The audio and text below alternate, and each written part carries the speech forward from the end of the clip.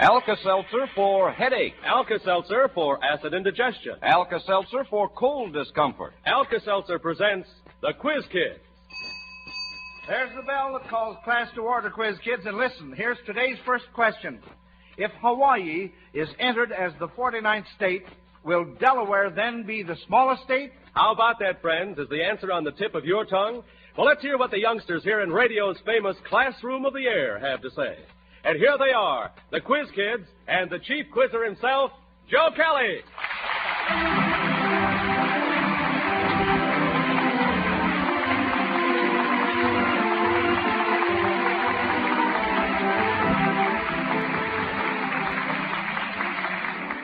Thank you, Bob Murphy, and hello, everyone. Welcome to another competitive question session with the Quiz Kids. Are you settled comfortably there by your radio? Well, fine. You're ready to listen then, and we're ready to begin this battle of brains. On hand this afternoon to join in a mental tussle, we have Joel. I'm Joel Coverman. I'm 12 years old, in 8th grade in the Volk School. David.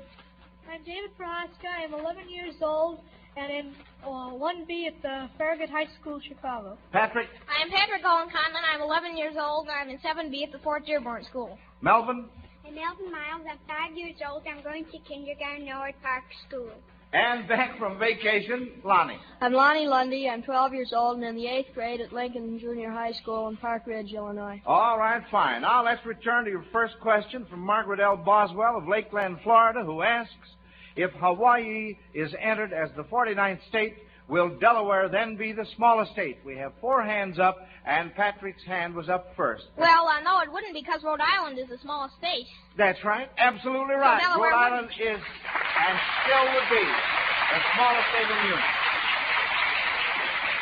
Good for you. You didn't let that one stump you. That's absolutely right. Now, for sending in that question, Alka-Seltzer sends Margaret L. Boswell of Lakeland, Florida, a fine Zenith transoceanic shortwave portable radio, the most outstanding portable on the market today. Now, that's always Alka-Seltzer's reward when the Quiz Kids answer your question correctly. If they miss, Alka-Seltzer sends you a big Zenith radio phonograph combination with the new Cobra tone arm, 2 FM bands, the whole works. And this set is a real beauty. So try your hand at stumping these youngsters, friends. Send your questions to Quiz Kids, Chicago. Now, since Mayor Kennelly has declared this Great Books Week here in Chicago, this question from John S. Harmon of this city is very appropriate. There is a great book which is written about pygmies, giants, strange scientists, men who never die, people who are worse than animals, and horses that are better than men. What is the book? Joel. Gulliver's Travels. Gulliver's Travels. That's absolutely right. Betty Flanagan of New York believes that all children enjoy visiting the zoo, and she reminds us that it is no easy problem to keep our zoos filled with interesting animals. Now, supposing you kids were going to help Frank Buck bring them back alive, how would you capture these animals? How would you capture elephants? Melvin. Well, you build a corral, and then when the natives, the ones that they pick out, the ones that they like after they have them in the corral, and the ones that they want, they tie them onto the hind legs, put their hind legs onto the heavy posts, and then what happens, they let the ones that they don't want, they let them go out. Well, what do you know about that? Now, Melvin, he knows how to capture elephants. Yes, sir. How about the orangutan? Lonnie. Well, that's a kind of a monkey. In the stories I've read, they take a gourd or something with a hole in, and they drop a piece of fruit inside, and he'd reach in with his hands, and he couldn't get the piece of fruit out he couldn't get his hand out without letting the piece of fruit go, and he doesn't have sense enough to take his hand out and drop the fruit. So, well, let's see. Now, Melvin has his hand up, too. What were you going to say, Melvin? Well, they chopped down all the trees in the jungle except the one that the orangutan is in. That's right. Yeah. Now that's just what they do. Yes, sir. And then they coax the animal into a cage that's hoisted up in the tree. They put a lot of good fruit that they like, and they're all nice ripe bananas and certain special jungle fruits. And then then all of a sudden he reaches in it, and the sliding door closes, and he's in there, except he's still kept alive. Yeah, that's right, see? Yeah, that's the way to do it. Well, that's fine, Melvin. He not only gets his hand in there, he gets all of him in there, doesn't he? Well, this question from Sally Lepavsky of Chicago combines history with music. You must get 2 out of 3. Now, what scientist would not have made a discovery in physics if he had taken this advice?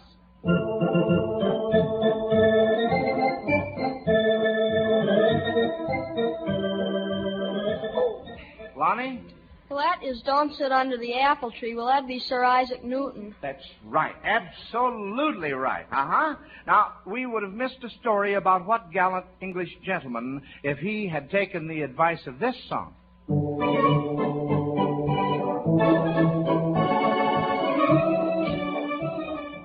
Patrick. Well, that would be Sir Walter Raleigh, because that's button up your overcoat. And he set it down for the queen. That's right. Uh-huh. Now, who would not have made a discovery if it hadn't been for a certain... All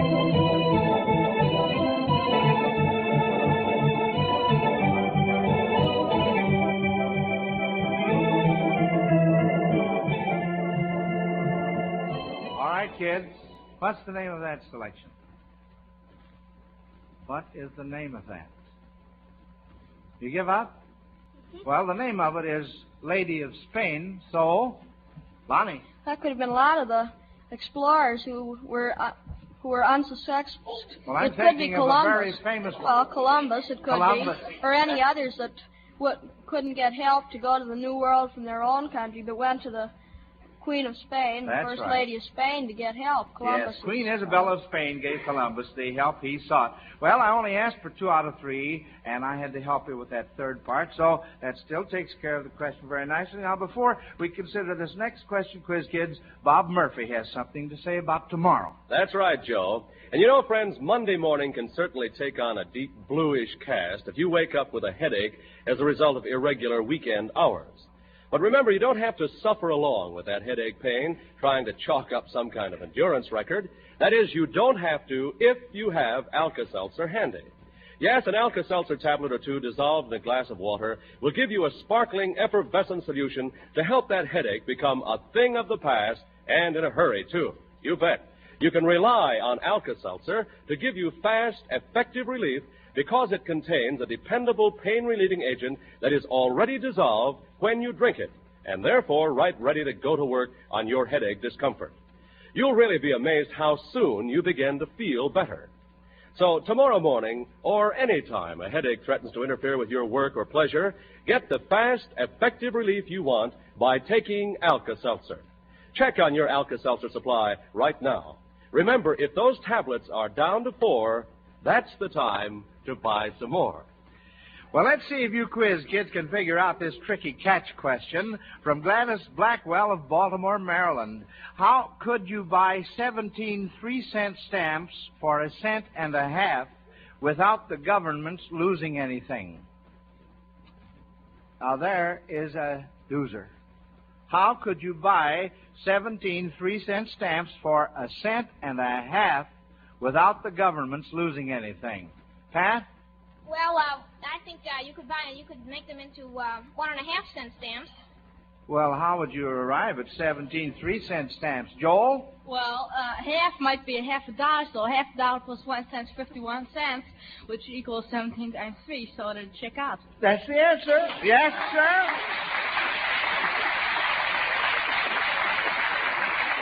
You could buy 17 3-cent stamps for 1.5 cents. That's a cutie, isn't it? Mrs. C.L. Walters of Shell, Wyoming, wants you children to try this question. Unscramble the letters T, T, T, A, and rearrange them so that they form the first letters of 4 words that were once a famous political campaign slogan. Patrick. Tippecanoe and Tyler, too. Tippecanoe and Tyler, too. That's right. Now unscramble the following and get the first letters of another political campaign slogan. F, F, F, F, O. Patrick. Well, I was wrong there. I got the wrong one. Oh, F, F, F, F, O. Unscramble those letters now. And that gives you another, that is, after you rearrange them, gives you another political campaign slogan. Quite a few years ago. Old timer. You give up? All right. 54-40 or fight. Slogan of James Polk in the election of 1844. Well, you missed one part. That was a two-part question. So that means that Mrs. C.L. Walters of Shell, Wyoming, gets a big Zenith radio phonograph combination from the makers of Alka-Seltzer. Well, now we can't get all of them, so don't feel discouraged. Since you quiz kids may have heard your friends' big brothers and sisters talking about going to college, Fred Shaziapin of Plant City, Florida, wants to try you on this question. If a father decided to send his son to a college whose name might be in keeping with his business, what college might his son go to? Now, what college would the son of a locksmith attend? Lonnie. Isn't there one at Lock Haven? At Lock Haven, I'm not sure. Well, maybe Kentucky. Kentucky. Huh? Maybe Kentucky. Kentucky. Well, that's a good answer, all right. I'm thinking of another one. Patrick? Well, there's a Yale lock. So Yale. That's the one I was thinking of. Yale. Now, the son of an Iowa farmer. The son of an Iowa farmer. David. Cornell. Cornell. That's right. Hey, you know, I just happened to think of one. This isn't on my card, so if you miss it, it won't count in the scoring. What college would the son of a highway builder attend? This one's on me. Melvin? Well, I couldn't name any of them, but I could say what they would be learning of. They have to learn how to build of highways. Yeah, that's right. Well, now, that's very good logic, Melvin. Very good logic. Lonnie? Rhode Island. Huh? Rhode Island. Rhode Island? That's all right. Joel? Well, they go to an engineering school or, say, Georgia Tech. Yeah, well, I'll tell you now, as I said before, I thought this one up myself, and I hope it sounds funny. I was thinking of Tulane. Oh, dear.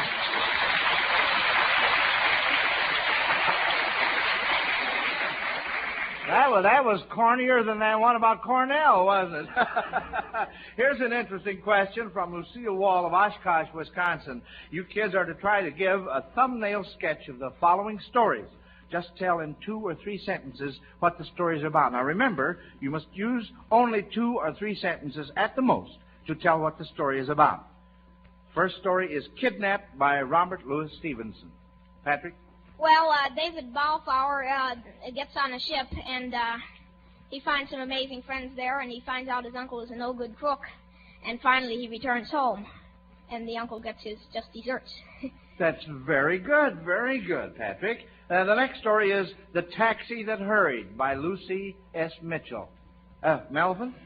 Well, he wanted to take people. He was a little taxi that hurried. He was a taxi that hurried, and he wanted to get somebody over to a railroad station fast. Yeah. Oh, fine. Yeah, that's all right. I forgot the 2 or 3 sentence restriction there. That's very, very good, Melvin. Now then, Dorothy Bussey of Chicago has noticed that the names and nicknames of several baseball players, past and present, might give one the impression that the players were citizens of a foreign country. Now, that's the idea, see? Now, wait a minute. Well, I posed a question here.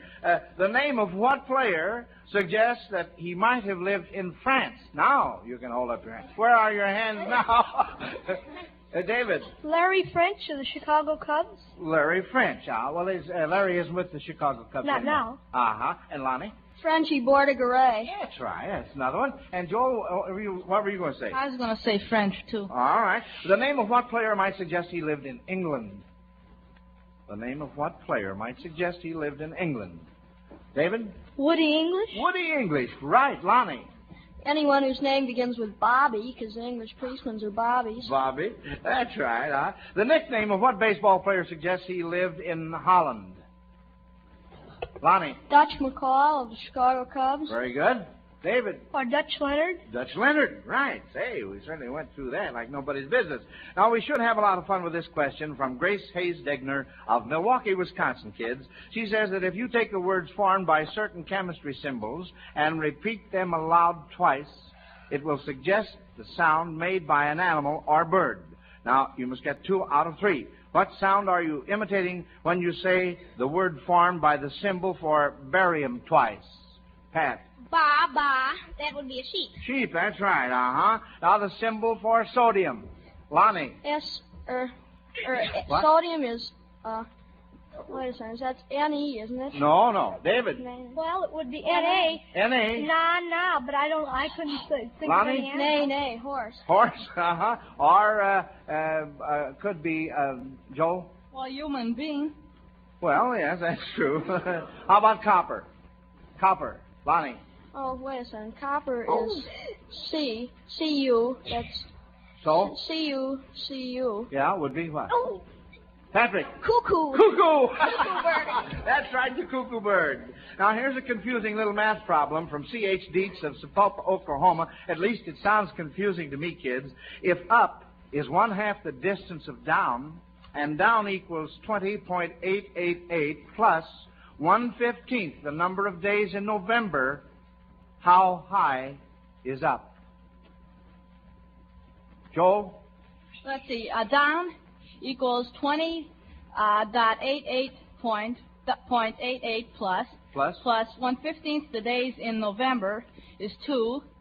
Yeah. So it'll be 2 plus 20.88 plus, or 22.88 plus. So up would be 11.44 plus. That's absolutely right. That's correct.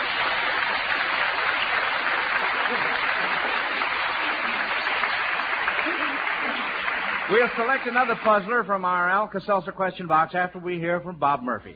Thanks, Joe. And friends, do you realize that thousands of folks keep Alka-Seltzer in their homes? They'd never think of being without it. Now, there must be a good reason for this preference. Oh, there is, Mr. Murphy. More than one reason. First, I always want Alka-Seltzer handy for headaches. You've no idea how many things can go wrong in a household in just one day. Nervousness and fatigue can bring on a headache. And when they do, I certainly want the wonderful relief I can get from Alka-Seltzer. Yes, that's a good reason. And then when my husband comes home feeling irritable and upset with acid indigestion, well, I just tell him, be wise. Alkalize with Alka-Seltzer. Yes, go on. Well, on Saturdays when I do my regular weekly house cleaning, my muscles often get sore and tense. But good old Alka-Seltzer comes to the rescue. And how about colds? Oh, yes, now that fall is here, we'll keep plenty of Alka-Seltzer on hand for relief from that achy, feverish feeling of colds, too. Honestly, just like you say, Mr. Murphy, Alka-Seltzer is so good for so many of our everyday ailments that, well, I not only wouldn't think of being without it, I always buy 2 packages instead of 1. Now, there's a woman who knows her Alka-Seltzer, and friends, it can pay you to follow her good example. Never be without Alka-Seltzer in your home. All drugstores sell Alka-Seltzer, and as a safeguard, buy 2 packages instead of 1. Yes, always keep an extra package handy. Remember that extra package on the side keeps the household well supplied. All right, children, here we go with more questions. Orrin Davenport, Jr. of Chicago, wants to know what you quiz kids consider your favorite game. Now, what do you like to play the best? David? Well, I have 2 that I like the most. That would be football and baseball. Football and baseball. And Lonnie? Oh, I like football and baseball and golf and ping pong and lots of others. Oh, you like all of them, don't you? And Joel? Well, I like football and football season, Yeah. and baseball season, and also during the seasons I like soccer and golf. Oh, fine. And Patrick? Well, my favorite sport is one a game I've never had a chance to practice. That's fencing. Oh, fencing. Mm-hmm. Uh-huh. But outside of that, I like basketball and baseball. I see. And Melvin? Well, I like to play like you and Mr. Bob Murphy. You mean You mean radio announcing and well, Well, no, not only that. No, I like to be you and also Bob Murphy. Oh, you do? Mm-hmm. Well, you mean, well, could you give us a little sample? Could you show us how you do that? What, you mean you put on a quiz show or something like that?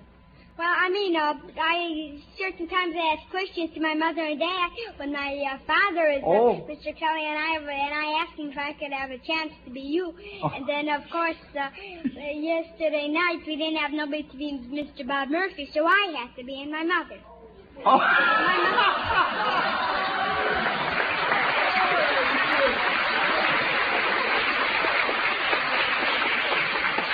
Well, now, Melvin, I've got an idea here. Maybe you can help me with it. Supposing you pretend like you're me, and then switch, and then pretend like you're Mr. Murphy.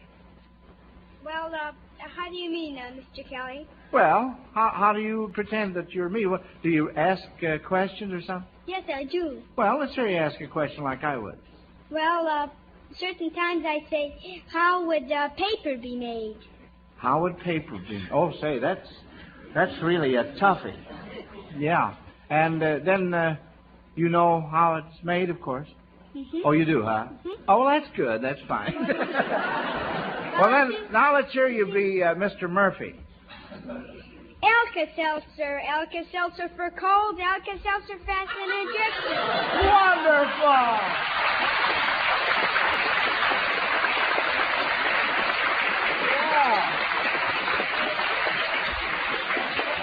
Yeah, well, now, I just want to tell you, Mr. Murphy better be careful now. Yes, sir. Why should he be careful? Well, yes, sir, I'll bet. Listen, you know, Mr. Kelly, I'm surprised you really know how paper is made? Now, listen here, Melvin. I am asking the question. Yeah, I think you'll find that it's made out of wood pulp. Is that right? Yes, and old rags. Oh! Say, by golly, I think Mr. Kelly better be careful, too. Yes, sir. And I think we better get along some more questions. That was fine, Melvin. Otherwise, I'll be holding up the whole show. Yeah, I should say so. Well, by golly, I'll bet you have a fine time pretending that you're putting on the Quiz Kids show. Well, here we go now. Mrs. Olive Christie of this city, who sent in this question, think that if Mr. Truman is elected president, he may keep the same cabinet he has now. But if Mr. Dewey is elected, who do you Quiz Kids think might serve in these capacities?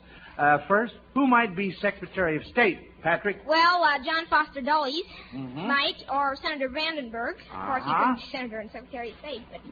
All right. Joel? Well, it's pretty much a cinch that be John Foster Dulles because he's Mr. Dewey's advisor on foreign affairs and everything. All right, fine. Now, Postmaster General. Postmaster General. If Mr. Dewey is elected, who do you Quiz Kids think might serve in the capacity of Postmaster General? Have any ideas? Joel? Well, I think it probably would be a man from the Middle West, maybe Illinois or Indiana. Maybe Mr. Halleck. Mr. Halleck, yeah, Mr. Dewey's campaign manager. That's possible? No, he isn't the campaign manager. He's the Republican from Indiana. Oh, that's right, yes, fine. Certainly glad I know how they make paper.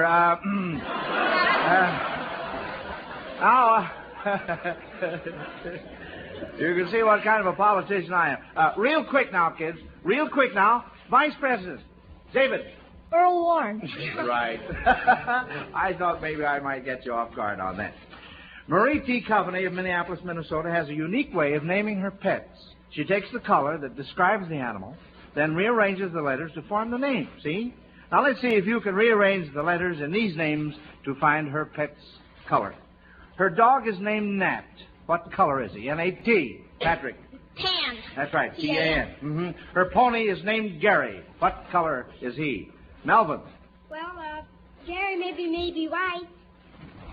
Well, no, Lonnie, what were you going to say? Well, I was going to ask whether it was spelled G-A-R-Y or That's right. G-E-E-R-Y. No, G-A-R-Y. I should have spelled that out. Well, it might be All right. Ragey. That is real bright red or something. No, David? Gray. Gray, G-R-A-Y. Uh-huh.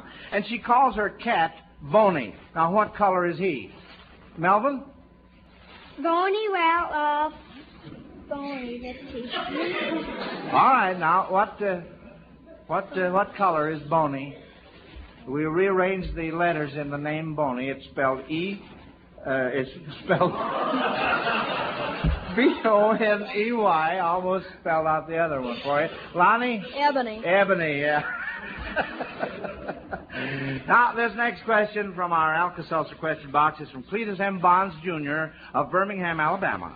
If a ballet dancer who weighs 120 pounds on the Earth would weigh only 20 pounds on the Moon and could leap 6 times as high, approximately how much would the same ballet dancer weigh on the Sun, and how high could this dancer leap? Lonnie? Well, no one could live on the Sun in the first place because well, we're assuming that they could, so we still must get the answer to the question that's posed. David? Well, she would approximately weigh about 2,600 pounds, and she wouldn't be able to leap at all. She wouldn't even be able to walk upright. Well, how did because of terrific how did you arrive at that, David? Because the gravity is so great on the Sun. Can you tell how great it is? Well, not exactly, but I read that a 100-pound man would weigh 2,600 pounds on the Sun. Uh-huh. And, Joel, what were you going to say? Well, if a 100-pound man would weigh 2,600 pounds, then it wouldn't, 120-pound man wouldn't weigh 2,600 pounds. So it'd be more than 2,600 pounds. Well, it would, yes. The Sun's surface gravity is about 27.6 times the Earth's surface gravity. Therefore, a 120-pound ballet dancer would weigh 3,312 pounds. Well, that's a miss, kid. That means that Cletus M. Bonds, Jr. of Birmingham, Alabama, will receive one of the big Zenith radio phonograph combinations from the makers of Alka-Seltzer. Well, you all heard the bell, children, but we still have time for this question: who won this afternoon? We'll let our judges tackle that one, and while we're waiting for their reply, here's an important message about one-a-day brand vitamins. Don't take chances. Are you sure you're getting all the essential vitamins you need from the food you eat? Remember this. Government surveys show that the meals of 3 out of 4 persons are short on vitamins. Don't take chances. Instead, take one-a-day brand multiple vitamins. Lack of vitamins in your food can cause you to feel under par and run down. So take one-a-day brand multiple vitamins.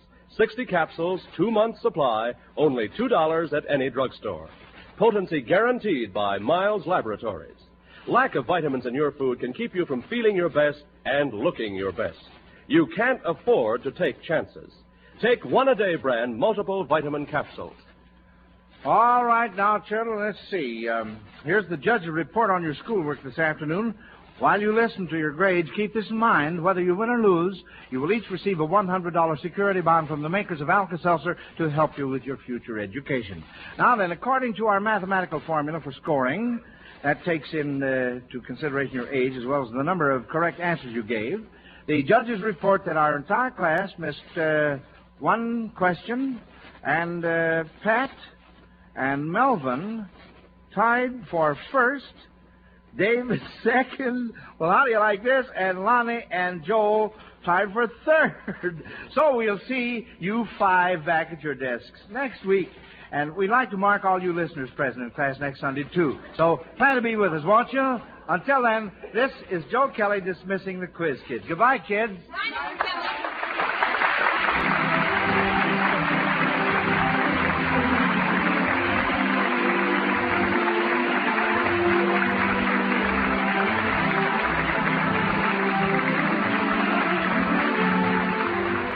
Listen to the Quiz Kids every week and listen to Alka-Seltzer's News of the World every Monday through Friday on most of these NBC stations. This is Bob Murphy speaking.